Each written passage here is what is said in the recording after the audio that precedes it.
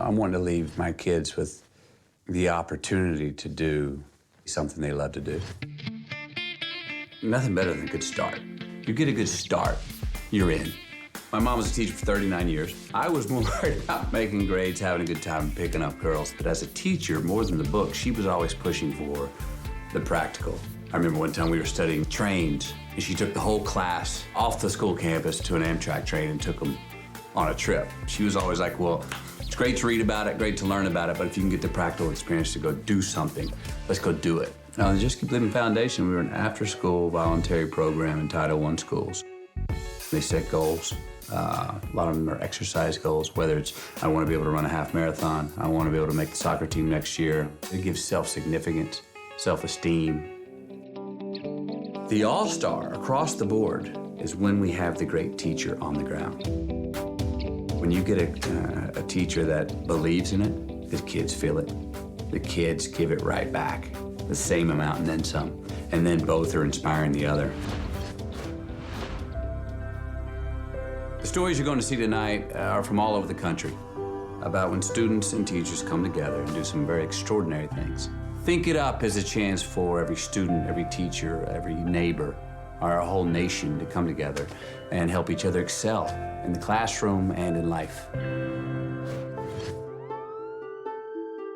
As a student, it's hard to focus on math when you are thinking about the shootings that happened on your block. In a notoriously dangerous neighborhood of Chicago, Polaris Charter Academy is giving students the tools to take control of their education and create lasting change. Most students, about 95%, have had close contact to gun violence. Students dig very deeply into topics of study, in-depth investigations that have real-world aspects to them. These teachers are basically like your mentors. They made us realize that we have this power, no matter what age, that we still can get things done. Peacekeeper Project started with an in-depth investigation into the United States Constitution. Started looking at different amendments and started looking at gun laws. The issue that felt very pressing to them was gun violence.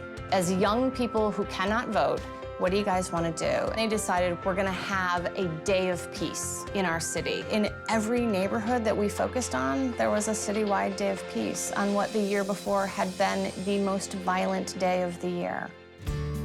This project is something that I've never seen young people ever do before. You could tell that they were proud of us, that our community was proud of us. A lot of us needed that. We wanted to change our neighborhood and change our city. What I saw is children change in the way that they think about themselves. The success of the Peacekeepers Project continues to inspire. Current students produce the Voices for Change podcast, where tackling issues of race and stereotypes continue to break the cycle of generational violence.